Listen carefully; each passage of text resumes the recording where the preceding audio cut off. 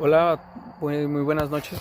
En este día, mi nombre es Gamaliel Saucedo Ríos y el día de hoy traemos un video de 10 citas del libro de Dogmática Reformada de Herman Bavinck, de la última parte del libro que se llama El Espíritu hace nuevas todas las cosas.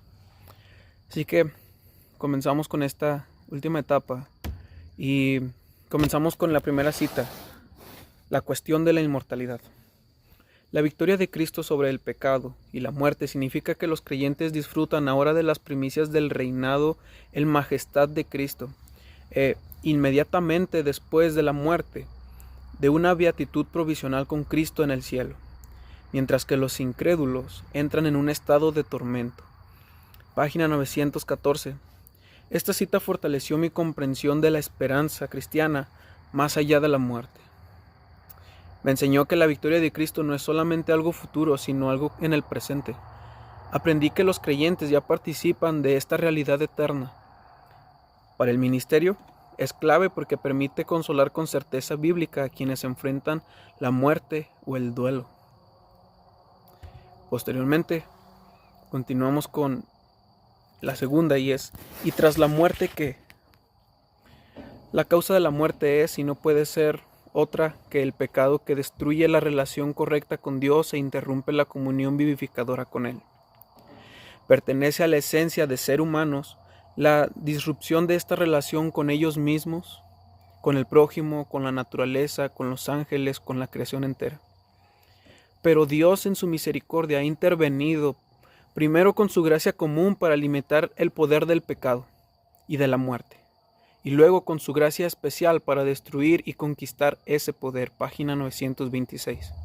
Esta cita me ayudó a ver la muerte no como un fenómeno natural, aislado, sino como consecuencia del pecado y de la ruptura relacional que tuvimos con Dios. También me enseñó a valorar la gracia de Dios en sus dos dimensiones, común y especial.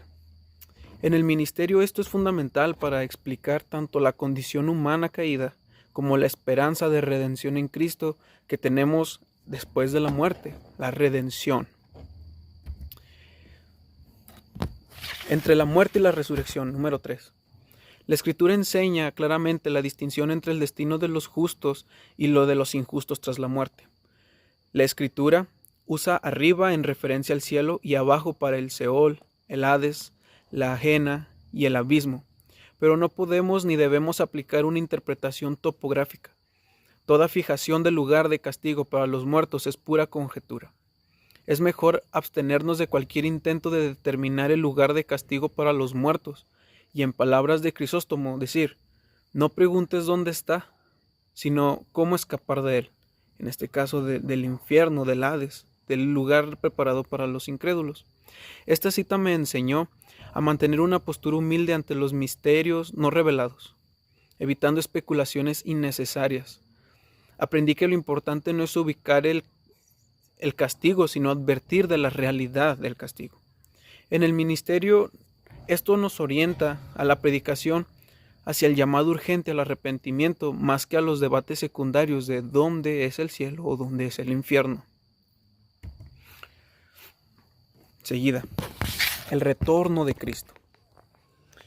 Número 4. Se trata de una sola venida, en la que el Mesías confiere justicia y bendición sobre su pueblo y lo lleva al dominio sobre todos los pueblos de la tierra. Por consiguiente, el reino que viene a establecer es el reino completo de Dios. Gobernará a su pueblo como rey, pero en ese cargo no es más que un rey teocrático, que no gobierna de acuerdo a sus propios poderes, sino que en un sentido integral pone por obra el gobierno de Dios. Amén. Página 950. Esta cita impactó mi visión escatológica al mostrarme la unidad del regreso de Cristo y su reino pleno, como lo dice Herman Bavinck, la obra completa del gobierno de Dios. Aprendí que Cristo gobierna como representante perfecto del gobierno de Dios.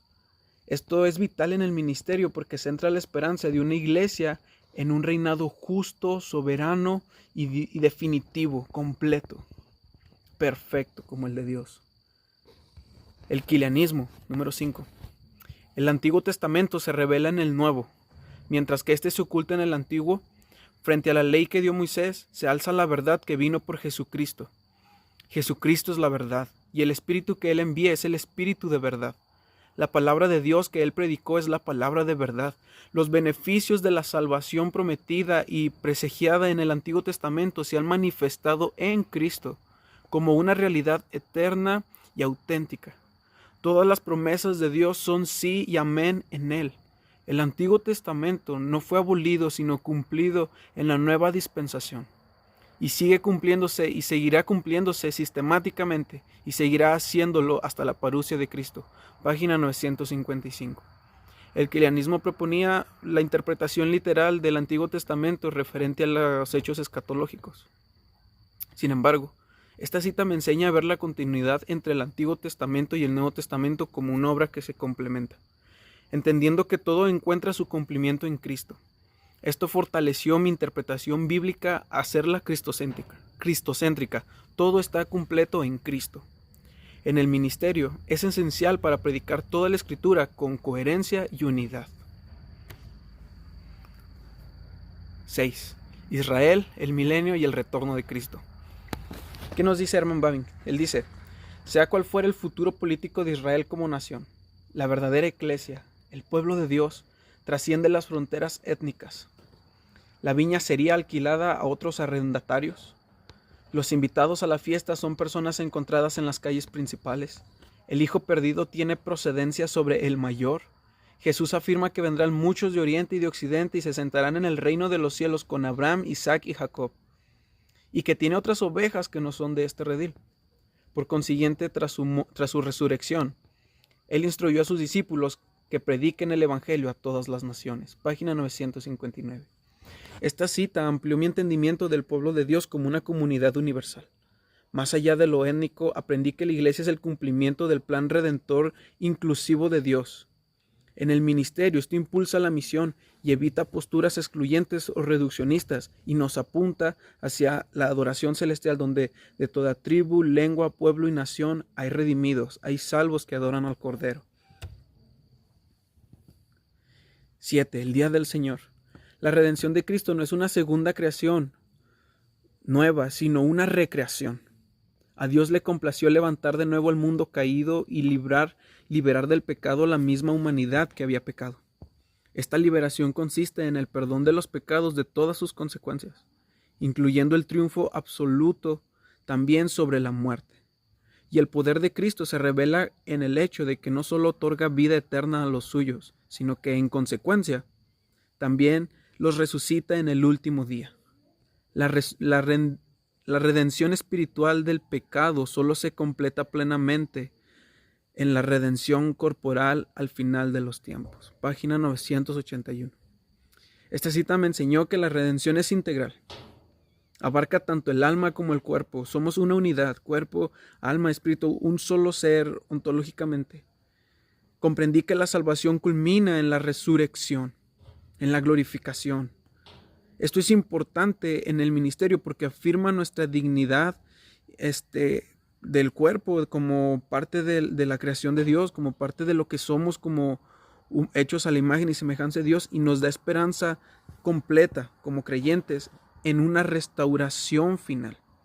El día del Señor vendrá a restaurar estos cuerpos, la humanidad, todas las cosas. Así como el creyente es nueva criatura, así mismo serán recreadas todas las cosas que el pecado ha afectado. Y el día del Señor lo anhelamos precisamente porque es la promesa de que todas las cosas serán recreadas y el poder del pecado será quebrantado definitivamente y todo nuevo el Señor hará. Número 8. Las alternativas al castigo eterno. Dios juzga y castiga el pecado de acuerdo a su cualidad intrínseca.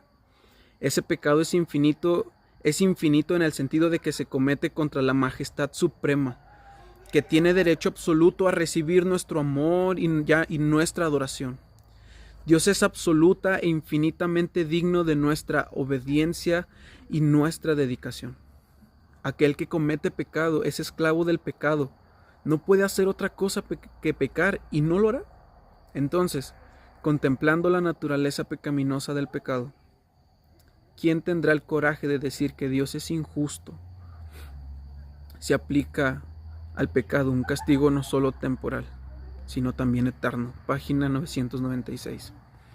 Esta cita confrontó mi entendimiento del pecado, mostrándome la gravedad infinita ante un Dios santo. Pecamos contra un Dios santo. Aprendí que la justicia divina no es arbitraria, ni selectiva, no hay favoritismos, sino que es coherente con la naturaleza del pecado. En el ministerio, esto es crucial para predicar con seriedad sobre el juicio y la necesidad de salvación. La renovación de la creación, número 9. La honra de Dios consiste precisamente en el hecho de que redime y renueva a la misma humanidad, en el mismo mundo, en el mismo cielo y la misma tierra que el pecado ha corrompido y contaminado. Página 1001. Esta cita me enseñó que el propósito de Dios no es desechar la creación, sino restaurarla. Esto transformó mi perspectiva hacia una visión más esperanzadora y redentora del mundo. En el ministerio, motiva a vivir con propósito, sabiendo que todo será renovado en Dios. Y finalmente, la amplitud de la misericordia divina. Los reformadores sitúan la última y más profunda fuente de salvación solamente en el beneplácito de Dios, en su compasión eterna, en su misericordia insondable, en las inescrutables riquezas de su gracia, una gracia que es omnipotente y gratuita. Aparte de ella, ¿dónde hallaríamos un fundamento más firme y más amplio para la salvación de una raza humana pecadora y perdida? Página 1011. Esta cita profundizó mi comprensión de la salvación, como un acto totalmente dependiente de la gracia de Dios. Aprendí que no hay mérito humano que la sustente. En el ministerio esto es esencial para predicar un evangelio centrado en la gracia que alcanza a la manera de Dios a los pecadores sin importar el tipo de limitante. Aun si no fuera por la misma predicación, Dios obra de maneras inescrutables, insondables, con tal de salvar a los elegidos. Esto nos ayuda a poder apreciar la gracia que exalta a Dios y humilla al hombre. Que el Señor los bendiga y que podamos aprender de cómo este Espíritu Santo, el Espíritu Santo renueva todas las cosas, todo lo que el pecado ha corrompido y ha roto, nuestra relación con Dios, con la creación misma. El Espíritu de Dios, como la obra de redención, viene a hacer esto, a hacer nuevo, renovar todas las cosas. Que el Señor los bendiga.